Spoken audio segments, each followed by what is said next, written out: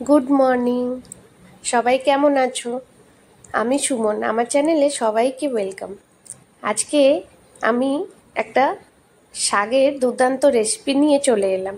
এই শাকটি কারা কারা কোন নামে চেনো আমাকে কমেন্ট করো তো। কেন আমি এই শাকটি প্রথম এখানে এসেই দেখেছি। এটা আসামের গুয়াহাটিতে খুব পাওয়া যায়, অন্যান্য জায়গায় হয়তো পাওয়া যায় আসামে, তবে আমি এই বাজারে দেখেছি খুব পাওয়া যায়। আর শাকটি পুরো পালং শাকের মতন দেখতে। আমি যখন জিজ্ঞাসা করলাম, ওনারা বললেন এটি পালং শাকই, কিন্তু এই পালং শাকের নাম হচ্ছে সিঙ্গাপুরি পালং।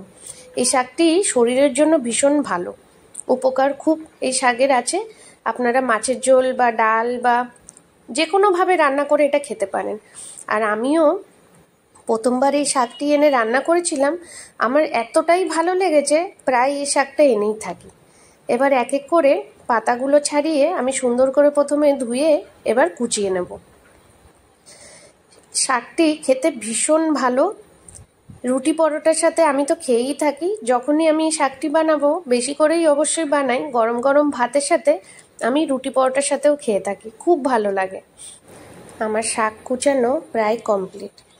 চলো এবার আমি শাকের সাথে আর কি কি কেটে রেখেছি ওটাও আপনাকে দেখিয়ে দিই। আর এই শাকটি রুটি পরোটার সাথে ভীষণ ভালো লাগে খেতে।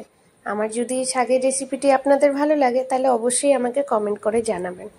এদিকে আমি পেঁয়াজ আর আলু, টমেটো, কাঁচা লঙ্কা আর রসুন নিয়ে কেটে রেখেছি। এবার রসুন আর কাঁচা লঙ্কাটাকে আমি থেতো করে দেবো।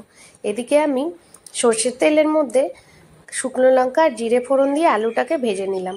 ভেজে নেওয়ার পর ওই পেঁয়াজ কুচি আর টমেটো কুচি আর একটু নুন হলুদ দিয়ে ভালো করে আমি ফ্রাই করে নিলাম। আর এদিকে মুসুরি ডালটা সেদ্ধ বসিয়ে দিলাম। মুসুরি ডাল তো বেশিক্ষণ লাগে না সেদ্ধ হতে, প্রায় সেদ্ধ হতে হতে এদিকে আমি শাকটা কষিয়ে নিই।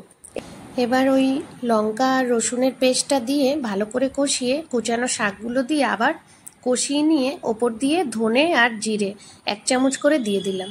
দিয়ে ভালো করে কষাতে কষাতে এবার এদিকে আমার ডালটিও সেদ্ধ হয়ে গেছে।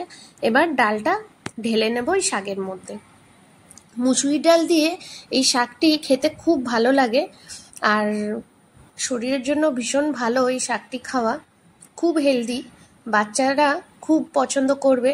বাচ্চাদের যদি খাওয়াতে পারেন, এটা বাচ্চাদের জন্য খুব উপকারী একটি শাক। আর এই ডাল দিয়ে রান্না করলে এর টেস্ট আরও বেড়ে যায়। আমার হয়ে গেছে আজকে শাকের রেসিপি। আপনাদের ভিডিওটি যদি ভালো লাগে তাহলে আমাকে কমেন্ট করে অবশ্যই জানাবেন, আর লাইক শেয়ারও করে দেবেন, আর চ্যানেলটিকে সাবস্ক্রাইব করে আমার পাশে থাকবেন। আমার আজকে দুপুরের মেনু হচ্ছে সিঙ্গাপুরি শাকের ঘন্ট, আর তার সাথে পাবদা মাছের পাতলা ঝোল আর আনারসের চাটনি। আমার থালিটি কেমন লাগলো অবশ্যই কমেন্ট করে জানাবেন। আর সবাই ভালো থাকবেন। নমস্কার।